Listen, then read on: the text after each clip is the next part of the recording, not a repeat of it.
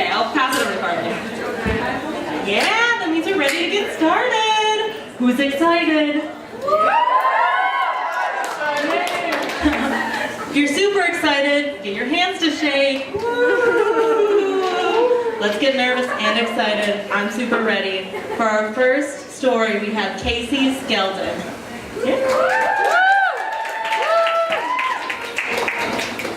Hi, my name is Casey Skeldon, and I really hope this goes well because my parents have already paid like a ton of money for me to like talk about my feelings with people. So I hope I've rehearsed that enough for like the past 7 years of my life.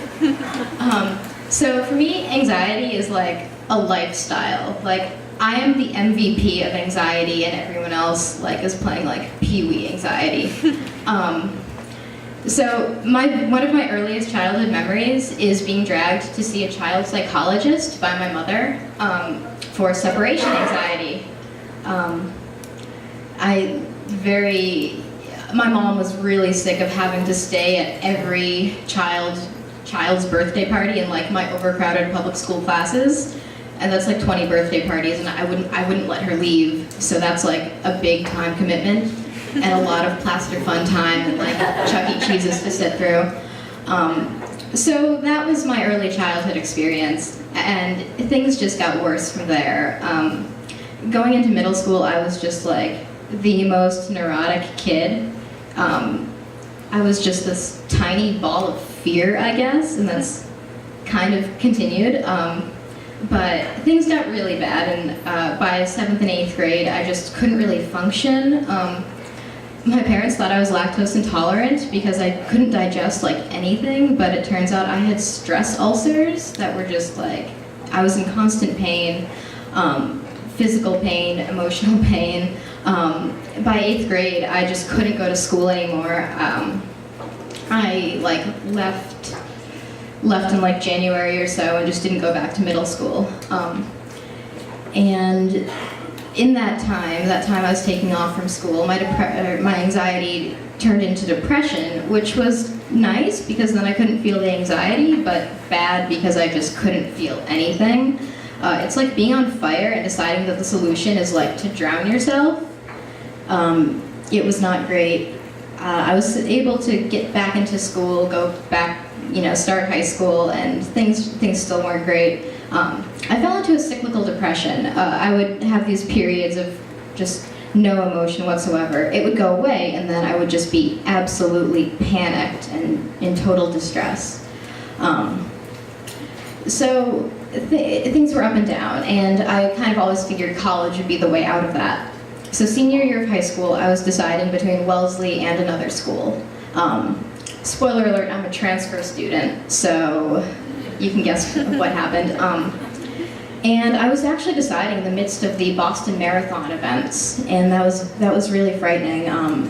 My dad and I were visiting the school I ended up going to, and my mom and brothers were back home like under lockdown, which was just weird and odd. And I'm like sitting on the floor of this dorm room following the chase on Twitter, and it's, this is like where I'm from. I'm from half an hour away. It was really scary, and my brain makes a lot of decisions fueled by fear, and I decided that instead of deciding like, oh, I'm scared, I should stay close to home, I was like, I'm scared, I gotta get out of here. So I did not go to WZLY. I went far away from home, and that was not a good decision. I was very depressed, and I made the decision to come back here. And over the summer, knowing I was coming to WZLY, I knew that I was going to have to change a lot of the way I thought if I wanted to function as a human. One of the reasons I didn't choose WZLY in the first place was I knew about the stress levels, and I knew about myself as a person, and I was really worried about how I would feel here. So over the summer, I told myself, you have to decide what you want to care about. You have to decide what you want to define yourself as. And I knew that.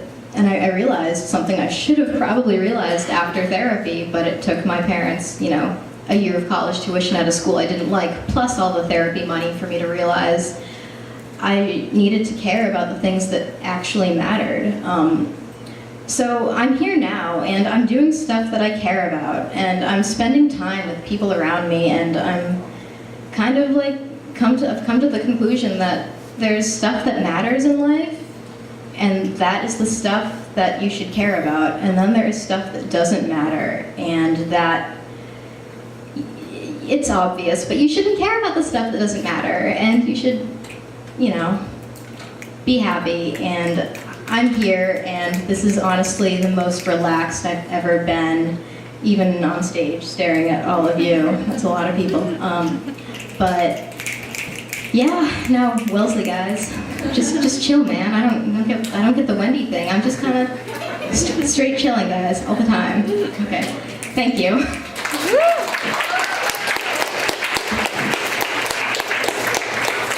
Thank you, that was so great. I think we can all kind of reflect back on how much we've grown from junior high to coming to WZLY. For example, in my junior high experience, favorite band, My Chemical Romance. Favorite shirt, Blame It on the Penguin, bought from Hot Topic. So we have a little slip here, I'm going to read it to you. Let's see, here we go. One time, I signed up to do a story slam, and then I realized maybe it's not smart to talk about how I smoked too much weed and got anxious in public, so I dropped out last minute.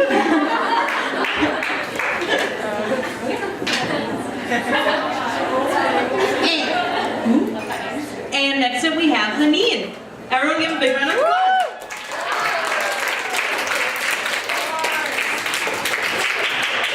Yeah, keep it going.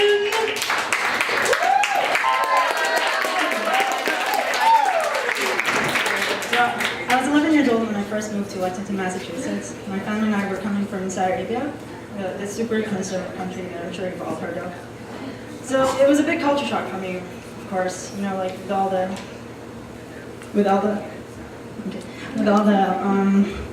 lockers and like boys and girls in the same class and like emotionally stable teachers. So basically everything from the movies came true. But the movie that I was walking into was Mean Girls, 6th grade edition. So my bully's name was, her name was Amanda, and she lived in the same apartment complex as we did. And people said that you didn't want to be on her bad side. And the only way you would be on her good side is if you were popular. And, you know, since I was like a chubby girl and like I didn't really know English very well, I was basically like, I didn't have a chance. So, you know, I was learning about the American culture and, you know, like I watched her carefully, like how she interacted with her friends, and, you know, like what makes her so popular. Like she talked about like shopping and like boys in public, you know, things I've never experienced before. So one day on the bus, you know, like I was standing and I didn't realize that she wanted to get off the bus a little earlier than our usual stop. And like, the first thing she says to me is like, "Move, bitch." And I was like, you know, like, I thought it was a good thing because like, the way she would greet her friends is like, "Yo, what's up, bitch?" Like, so when I looked behind me and like, she gave me this glare and I got the point, and so I just backed up. So that was the onset of our relationship. So I was also still getting used to the idea of like wearing anything you wanted to school, and like, so I didn't really have a fashion sense, and like I was a big tomboy, and like I would just wear whatever my mom would give me, like just as long as it was comfortable and like wide. This included granny panties. So one day we went shopping and we bought these really hot low-rise jeans that I was like really excited about because I saw Amanda wearing them. So I went to school the next day wearing these jeans, and you know, I sat down in the cafeteria and then I started hearing this laughing like behind me, and when I looked back, of course it was Amanda and her friends, and like, but they all went silent the moment they saw me looking at them. I was like, what? Okay, that's weird. And then I continued to eat, and then like they started laughing again. When I looked back, and I dropped my fork, and then I realized I was mooning the entire cafeteria with my granny panties. Yeah, that was really embarrassing. So, yeah, and then, of course they wouldn't let this go. On the bus they would be like, hey, yo, what's crackin', honey? Or like, I was even asked this question, where like, hey, what'd you eat under there? I was like, what? What'd you eat under there? And I was like, underwear. I fell for that. I fell for the joke. And it eventually died out towards the end of the year. And summer came by, and like I was turning 12, and I was going through puberty, and like things started to grow out of my body, and like my parents were like, okay, it's time for you to get a separate room for the others. I was like, okay, don't make me feel weird about this. So while we were moving the furniture to this new 3-bedroom apartment, like I was walking up the stairs with this box, and like, you had to go through a door to get to the apartment, and like it's a hallway door. So when I was about to open this door, Amanda, she opens it, and I was like, I was shocked. I was gonna live right next to Amanda. I don't know what kind of luck. So I began to worry about all the like worst things that she could do, because it was so much more convenient for her to torture me. So fortunately, there was only one thing that I didn't really like that she did, that bothered me. Every Friday night, she would throw a party with her friends, and like it was really loudly. But the most disturbing part was like when I would hear these bangings at 12 a.m. and it always woke me up. So every Friday night I would hear these bangings at 12 a.m. It always woke me up. And a few weeks of this, like I finally decided that I needed to take my vengeance. So one Sunday night, I set the alarm to 3 a.m. and then when I woke up to the ringing, I started banging against the wall as hard as I could, like just like the bangings I heard. Yeah. This went on for 5 minutes, and then I went to sleep.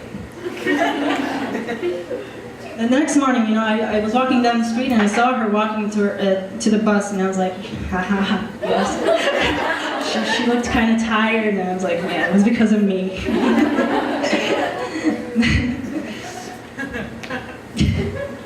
So I got home, and my mom was giving me the angry look, and I was like, oh shit, okay, what'd I do? And I was like, hi. And she's like, were you banging on the wall of our neighbors at 3 a.m. in the morning? And I was like, no. It turns out it wasn't Amanda's room, it was her mom's.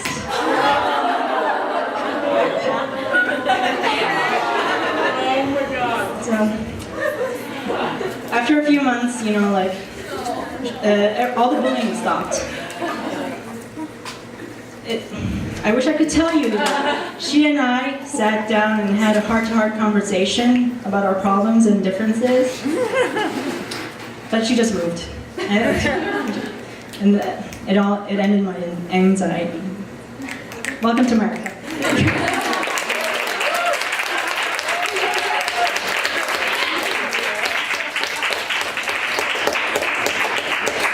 Snaps for Haneen. You go, Haneen. I want to say right now, just in case everyone's nervous, you can sit here. It's okay. Even if you're wearing sweatpants. It's safe. Thank you. Okay. Let's see. We got another story, and then we're going to get the scores.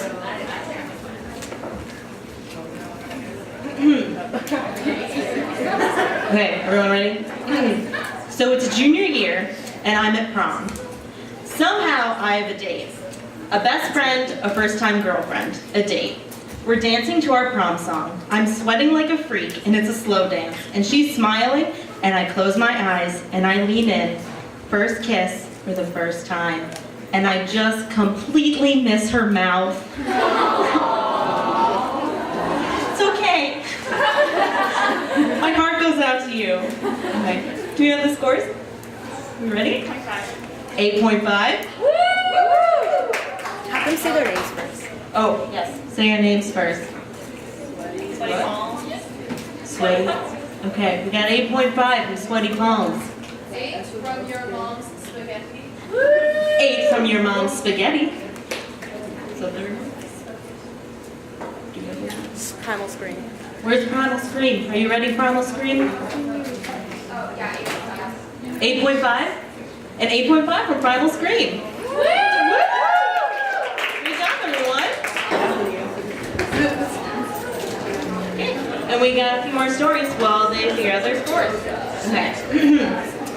I told him I would take the used condom with me so that his parents didn't find it in the trash can. I found it in my purse 2 weeks later with no traces of semen. After hours of Googling "cum dries up condom," I texted all of our mutual friends to tell them how horrible the sex had been, you know, just in case.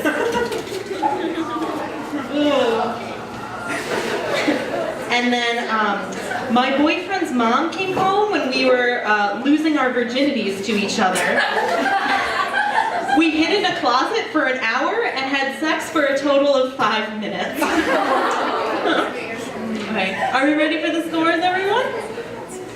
Yeah, we Yes. get a 9.5. Got a 9.5 and 9. a 9 10. and a 10 for Primal Scream. Thank you, everyone. And next up we have Laura.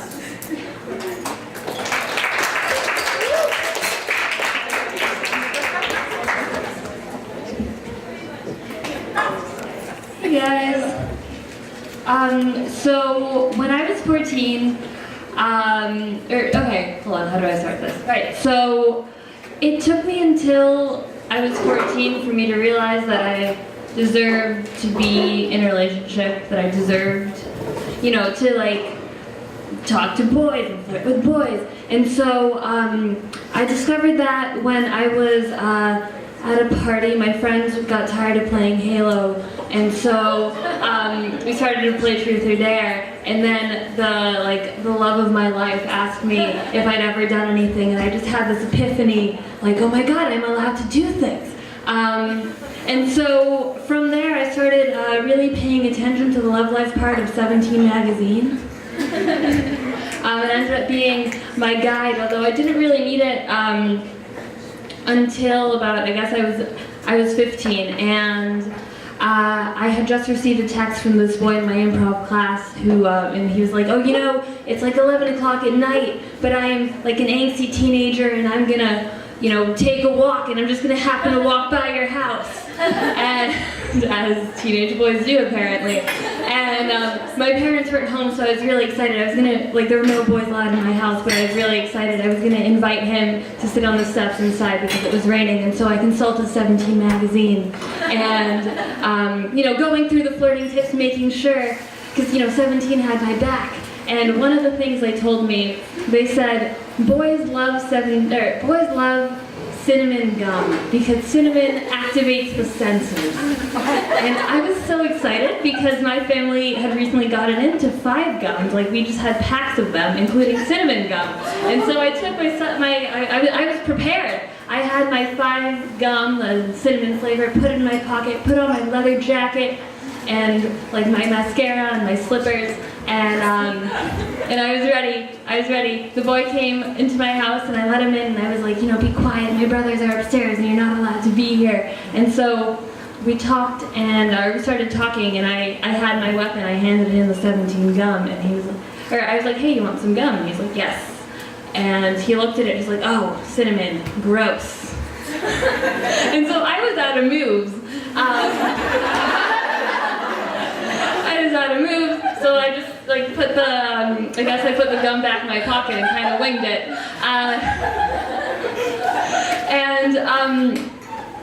And so we were kind of, you know, we're talking or whatever. It was an hour, and he decided, you know, his walk was done. And like in the meantime, my little brothers had come downstairs and just like saw me with the boy and kind of looked in horror, and then, you know, went back upstairs. And I walked into my gate, and it really felt like I was in the movies. You know, it was dark outside. We were at the gate. We were saying goodbye, and you know, he kind of came closer to me, and I felt something change. I felt the moment change, like something in the atmosphere. His face was kind of close to mine, and like something was new, something was real. And so my reaction was to put one hand over the other and say, "Awkward turtle."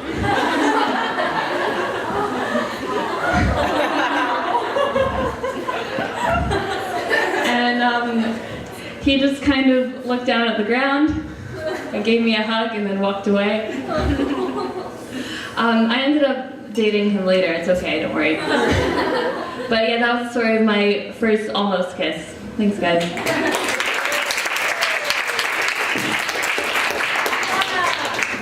I get most of my flirting advice from Jane Austen novels. It's not very successful. I've heard it's a bit too subtle.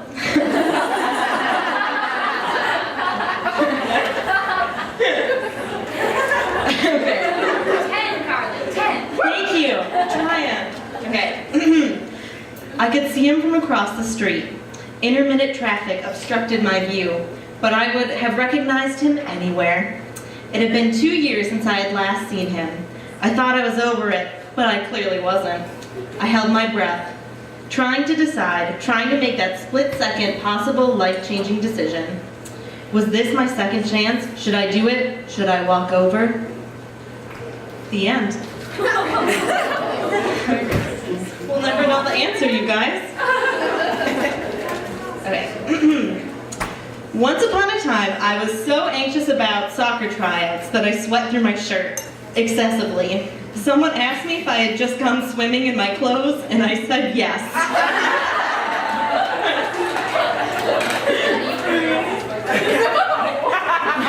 We're ready for scores. What's the guy for? Sweaty Palms 8. Sweaty Palms said 8. We got a 10 from Mom Spaghetti. And Primal's Green. 9. 9. Congratulations. Okay. And next up we have Katie.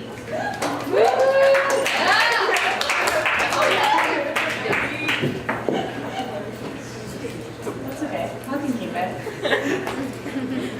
I decided that champagne is the funniest thing to order at the pub, so that's what I always order. Close runner-up was Mike's Hard, but at a New Year's party, I thought it would be really funny once to like bring a 6-pack of Mike's Hard lemonade and like just have it to myself and like refuse to let anyone else have it.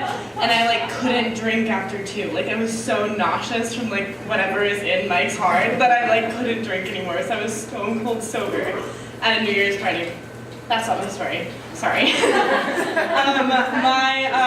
have a lot of anxiety stories. The only time I'm not anxious is like when I'm performing. So like, good for me. Got that out of the way. But I have a lot of anxiety stories. My sophomore year here, my roommate who was in Psych 101 diagnosed me with generalized anxiety disorder. So I probably have it, according to her. And I was like thinking about like the best stories because I have these anxiety attacks and they're awful and they usually end with me throwing up, which is so funny. Like I don't think you guys understand how funny it is to throw up when you're already in a situation that's like terrible. So like I kept like when I heard about the theme, first of all I was like, done, this is me, I'm signing up. Second of all, I was like, how am I going to choose a story? I was like going through like my greatest hits, like the best anxiety attack stories. Because there's the one where I threw up in the OBGYN's office, which made me feel like very Tina Fey. I was like, I'll write this down, this will be a great book. That's all I have to my book so far, so look out for that. Penguin Publishing, I guess. And then I was like, well, maybe I can talk about the time I threw up during an argument with my dad. Because that's like the best way to win an argument. Like, I don't know if I won, but I like definitely like ran out of the room and threw up, and he was just like, what? How do I even respond to that? So like mostly I get like super anxious like in any sort of like confrontational setting. Like I get very anxious a lot with my sister. She's very aggressive. But I was like, okay, so I'm thinking about my greatest hits, and if I'm making like a greatest hits album of my anxiety attacks, I was like, okay, my lead-in track has to be the first one. You know, you always remember your first. And I actually read like a really interesting article that like after your first anxiety attack, every subsequent anxiety attack is just anxiety that you will have an anxiety attack. So I was like, cool, like awesome. That's like a great thing that your brain's doing. Like this might happen. Let's just do it, I guess. So basically for me, everyone's different. Like everyone's a little anxiety snowflake. But my anxiety attacks are really cool. I feel all the blood drain from my face. So like my face is like very cold and my lips get really white, which is cool because I like don't really have a lot of lip anyway, so I just like look insane. And I like sweat profusely, and then if I don't like lay down, I'll throw up. So like it's great. But anyway, so my first anxiety attack, I'll set the mood. It's 5th grade, which is a great year. I was in Mrs. Rainiac's class, and that's her real name, which is like super helpful for if I like do write this anxiety book. That's a cool name. And we were having our first sex ed class, and I went to Catholic school, K through 8, and then high school as well. So really just pounded into my soul, which exists, and it means I'll go to heaven. So I went to Catholic school, and so sex ed in Catholic school is not called sex ed. You do not say sex. It's called family life. And so they give you this book, and I was a Wendy at a very young age. I read through the whole book, and I was like, this is weird. In the middle of this book, there's talking about wet dreams and sex organs. Like, what are these things? Like, the rest of the book is honestly, I swear to God, it's like how to create like a life through Jesus, and like how to have like a stable family, like a mom and a dad and some kids, and like it's just like all about your life and like raising your children through God. And then like right in the middle of the book, it's just sex organs. And so I was like, okay, whatever, like maybe we'll skip that. This is called family life, not sex ed, so it's fine. Like honestly, my only sex education up to that point was Friends. So like I had no idea what was going on. Like I remember like whispering to my sister like, Kelly, I know what the word sexy means. And she was like, what does it mean? And I was like, really beautiful. And she was like, don't say it to mom and dad. Like, so anyways, we're in this sex ed class, and for these 2 chapters of the book, the boy parts and the girl parts, boys and girls were separated. So the boys went to one classroom and the girls were in another, and I was in the front row because you're seated by last name, B for Barsodi. So I'm in the front row, and my friend Hillary's sitting next to me. We're like, whatever, this is stupid, like class is dumb. And like just like talking to each other. And Mrs. Rainiac's like going through the book, and she like gets to the like naming the parts, and she was like, oh, Katie, fallopian is that, can you ask your dad's a doctor, right? Can you ask him how to say that tonight? Like, can you go home and talk to your father about fallopian tubes? Is essentially what she said. And I was just like, what? Why am I like being called upon in this moment? We're talking about gross things, please go away. Like, and she kept doing that, like with a lot of different parts. And I was like, you are a grown woman teaching this to me. Why would I go home and ask my dad how to pronounce these things? Like, I just, like, to me it felt like she was just like sitting right in front of me being like, Katie, will you teach this to us, please? Your father's a doctor, that means you're qualified, right? Thank you. And I mean, obviously she wasn't, but that's exactly what it felt like. And I remember so vividly my friend Hillary turning to me and she goes, Katie, your face is so pale. And I was like, what?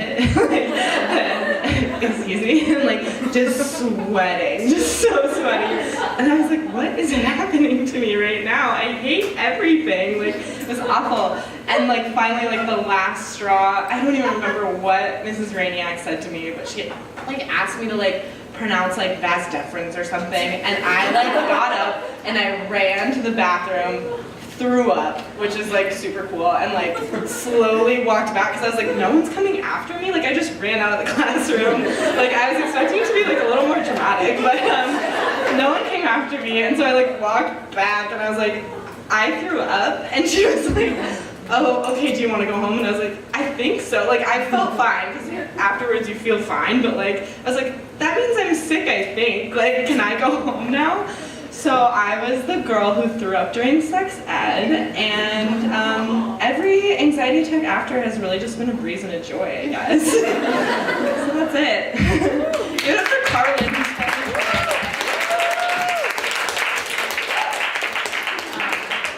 I did not go to Catholic school. I went to public school. Also, my mother is an OBGYN and works for Planned Parenthood. So, when she heard that we had abstinence-only sex education my 8th grade year, I was immediately signed up for sex education that summer. So for one fun summer, I got to look at diagrams of vaginas and learn that sperm comes out of the penis at 35 miles per hour. And that was my summer.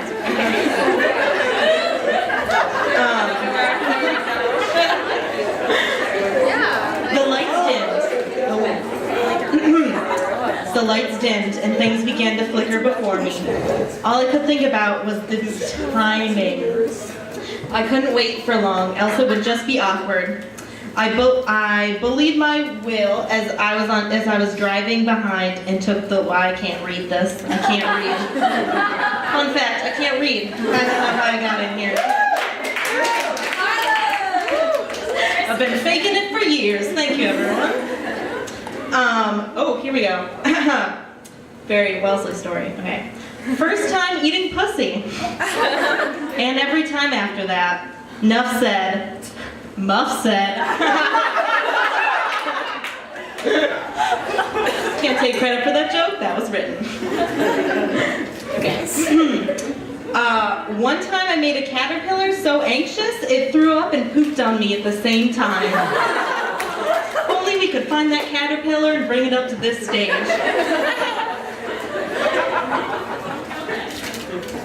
Okay. I threw up during the essay section of the SAT.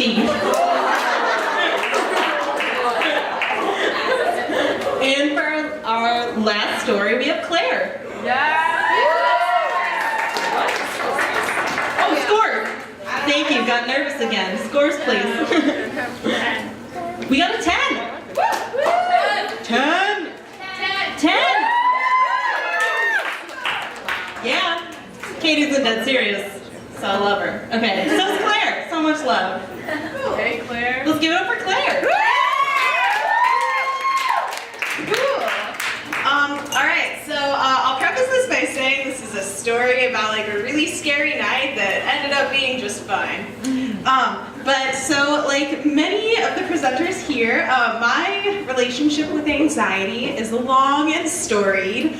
It really began to flourish in about 7th grade when I transferred from my like sweet private Montessori school to like rural Missouri, like K-12 West Platte Public High School. And like I was the weird new girl, so like, you know, it like started with like, you know, having like sweaty palms and just like kind of feeling this like constant sense of like impending doom. But like I was just like, oh, like this is cool, you know, like this is normal, this is an okay way to live. So like that continued for like 4 years, and then finally like sophomore year I was like, oh, mom, dad, like this doesn't really feel right. So they like took me to the doctor, and I got like slapped with like formal diagnoses that like, I don't know, didn't really change anything. Like I feel like having a word for it doesn't like change it. I also got the one thing that I always carry with me, alprazolam. So yeah, if I ever feel like I'm gonna have a panic attack, I have this. But so the story. My junior year of high school, you know, I'm like feeling good. I'm feeling like I'm taking care of myself. I have this balance, and you know, I'm like spending a lot more time with my friends, and my friends back home, a lot of them are like very involved in like the Kansas City like DIY punk scene, and so like they're just like all these kind of like sweaty like crust punks who don't really shower or like have conceptions of hygiene, and and they all lived together like in these houses. So like my junior year, there was this show house called the Saltwater Taffy House, Saltwater, and the Saltwater was this like really big, like falling apart house in the South Plaza neighborhood of Kansas City. And if you know anything about Kansas City, you know like the South Plaza is like not the best neighborhood, like homicide rates really high.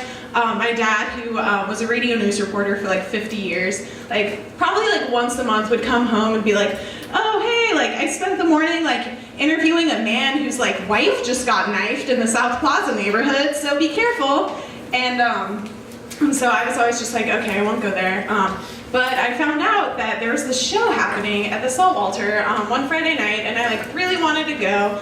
And my friend Marie, who was the French exchange student at the time, also really wanted to go because she was like, what is this American punk ideal? So we like decide that we're gonna go to the show and we're gonna lie to our parents about it. So I like go up to my parents and I'm like, Mom, Dad, like I really want to go see some friends in the suburbs tonight, you know, is it okay if I borrow your car? And my mom, she's just like, well, like, okay, I got new tires yesterday, so like please just like don't drive over any broken glass or anything. And I'm like, obviously, like I'm not gonna drive over broken glass, Mom. And so I like take her little red Honda Civic, and you know she thinks it's going to like sleepy little Parkville, Missouri, and it's not. So I pick up Marie, and one of the stipulations of Marie being in America is that she wasn't allowed to get pregnant, and she wasn't allowed to get in any sort of trouble with the law. So if she did either of those things, she was like immediately sent back to France. So we were just kind of like, you know, like if, you know, the cops get called for like a noise complaint or something, like we'll just dip, we'll go, we'll get out of there, it'll be fine. So we go to the show, we get there, we park the car, and we parked it on the street, like next to this like 3-foot snowbank. And I'm just like, it's a snowbank, like it's fine to park here. So we go inside, we see the show, it's great, like the mayor's son is there, Mayor Funkhauser. He is no longer the mayor of Kansas City, but Mayor Funkhauser's son was at this show.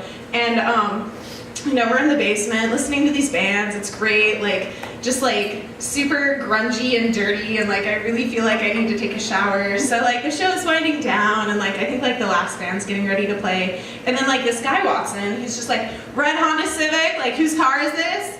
And I'm just like, well, like I drove a red Honda Civic, but like what's going on? He's like, someone stabbed your tire, like you need to move your car. And I was just like, why would anyone stab my tire? Like, you're kidding. But like, I'm like, I should probably like follow through on this just to make sure it's not true.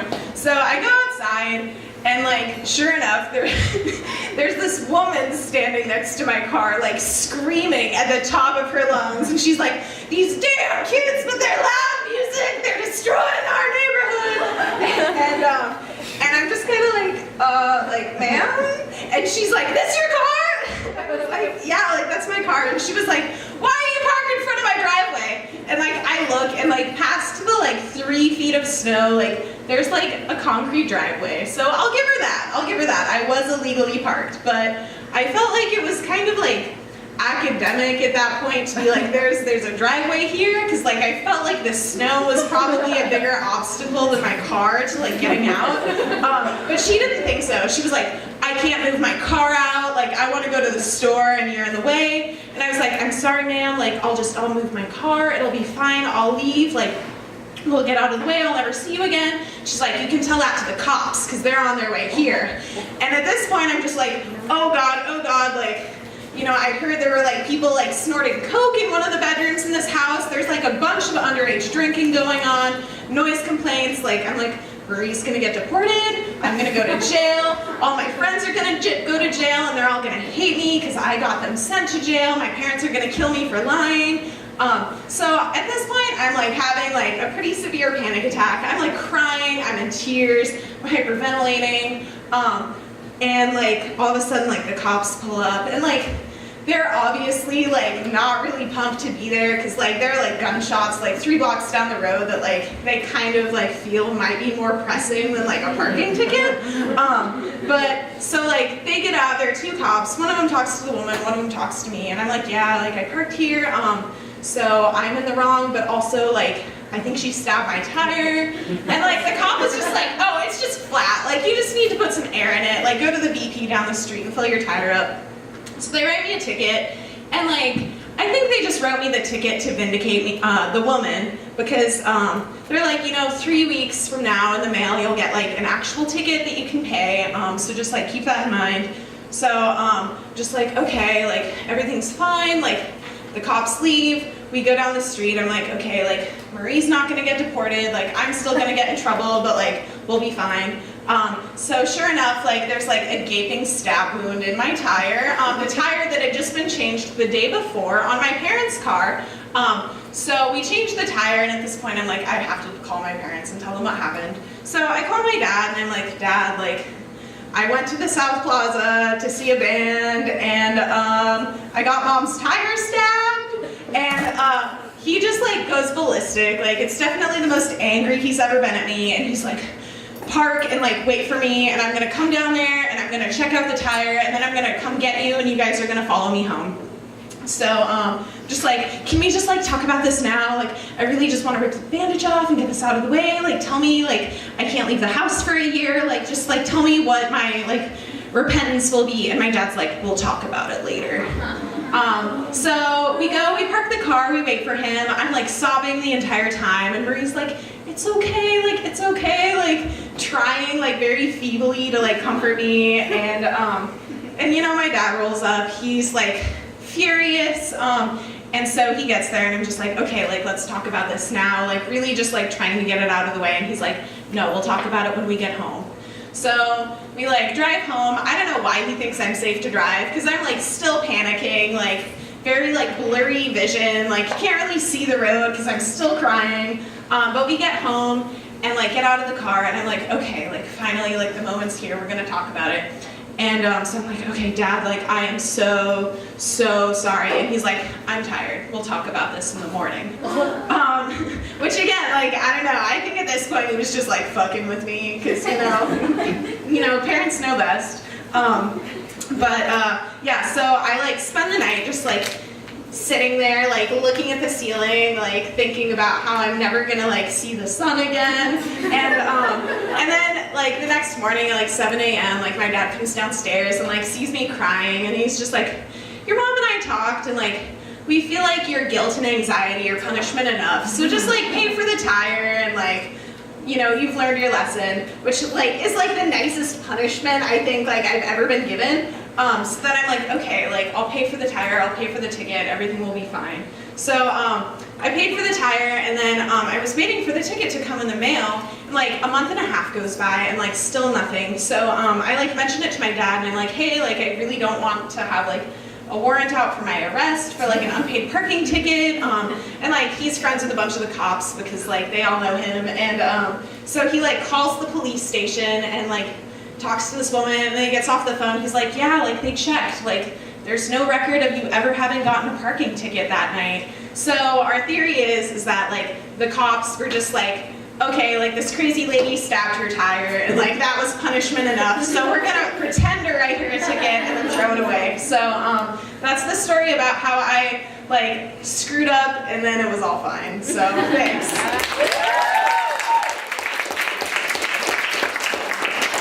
Also, yeah, Carlin's hilarious, so another round of applause for her. Claire's so sweet. Yeah, I was also pulled over one time.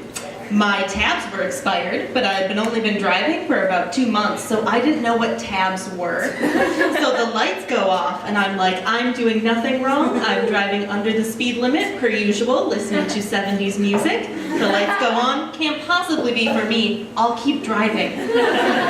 The lights keep following me. I'm like, I should pull over now. I was just on my way to pick up my brother from play rehearsal, very innocent. Anyway, moral of the story is, I got a ticket, cried afterwards, but best news is, my brother doesn't know because then he would hold it against me forever, so please, no one tell him. And then we're gonna get the scores for the last story, and then I'm gonna tell you a few more stories, and then we're gonna have the results.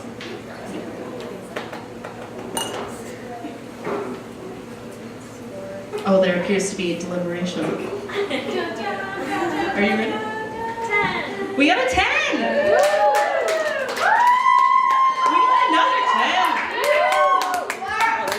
And you, Primal Scream? 9. We got a 9. Great job, parents. As we tally up the results, I got a few more stories. Okay. Anxiety. Every single time I have to start up a hill while driving stick shift. So real.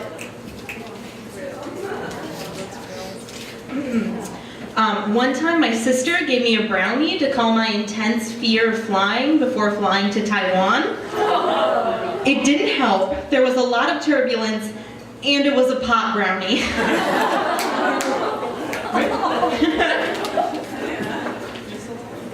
Yeah. Yes, it's the. Okay. Results. Results, okay. Okay. We got a tie for second place, and this is really easy for me, because both of the winners are named Claire for second place. Both Claires, second place.